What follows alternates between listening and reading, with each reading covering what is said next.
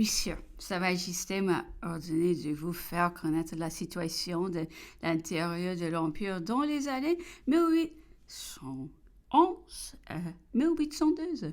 Vous verrez avec satisfaction que malgré les grandes armées, que l'état de la guerre maritime continentale oblige de tenir sur pied, la population a continué à s'accroître, que notre industrie a fait de nouveaux progrès, que jamais la terre non été mieux cultivée, les manufactures plus florissantes qu'à aucune époque de notre histoire, la richesse n'a été plus répandue dans les diverses classes de la société.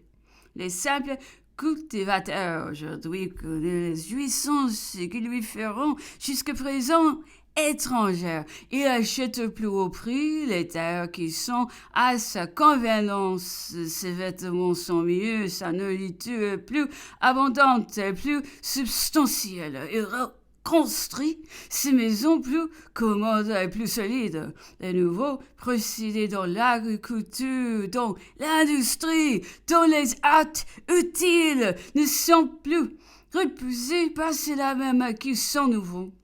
Partout on tente d'essayer ceux qui l'expérience démontre préférable et utilement substitués aux anciennes routines. Les prairies artificielles se sont multipliées, les systèmes de jachères s'abandonnent. Des assolements mieux étendus, de nouvelles cultures augmentant les produits de nos terres. Les bestiaux se multiplient, les races améliorent. Les simples laboureux ont acquis les moyens de se procurer et de haut prix les béliers des races espagnoles, les étalons des non-milieux espèces de chevaux éclairés sur le vrai intérêt. Ils n'hésitent fait à faire ces utiles achats. Ainsi les besoins de nos manufactures, de notre agriculture et de nos armées sont chaque jour mieux assurés. Ce degré de prospérité est dû aux lois libérales qui régissent ce grand empire, à la suppression de la féodalité, des dîmes, des mains mortes, des ordres monastiques, suppression qui a constitué ou affranchi ce grand nombre de propriétés particulières. Aujourd'hui, le patrimoine libre d'une multitude de familles jadis prolétaires.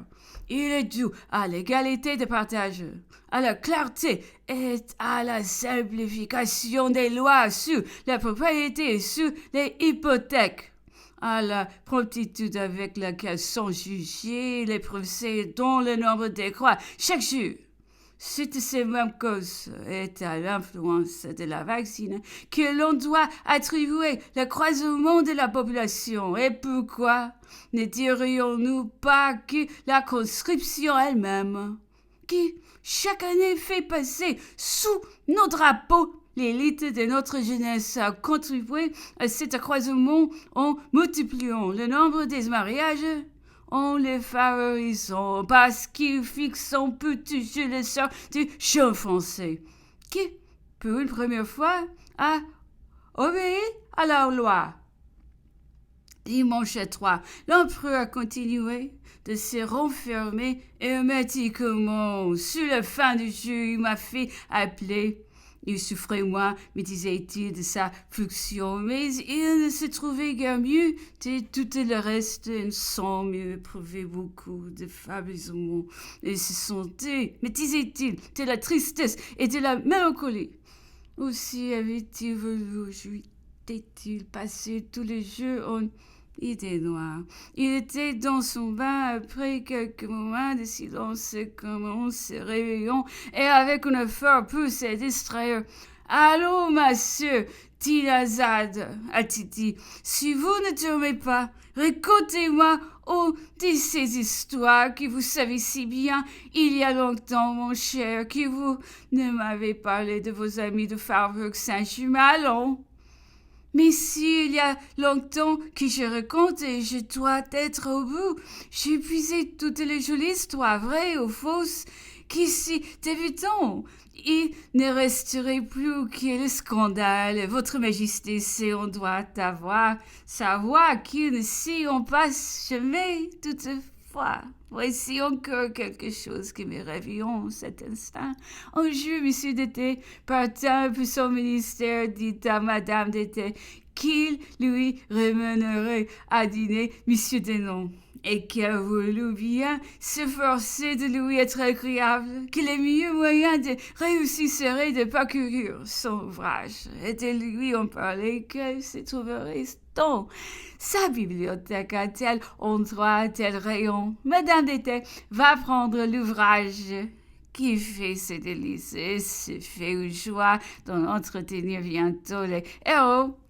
Aussi, à peine à table, elle dit à monsieur Denon qu'elle avait soigneusement placé à côté d'elle, qu'elle venait de lire son livre qui l'avait rendue tout à fait heureuse, et monsieur Denon de s'incliner, qu'il avait parcouru de bien mauvais pays et avait dû bien souffrir, et monsieur Denon de s'incliner encore, qu'elle avait bien sincèrement partagé ses peines. Jusque-là, tout allait à merveille. Mais mon ravissement, s'écria-t-elle, a été encore le compte dans votre solitude. J'ai vu vous arriver le fidèle vendredi. L'avez-vous toujours?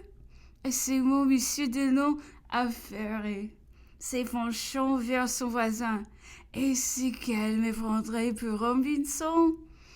Est en effet la naissance de Mesdames d'été, au l'ovalis de la Société de Paris se voulait qu'au lieu du voyage d'Égypte, elle eût pris l'aventure de Robinson.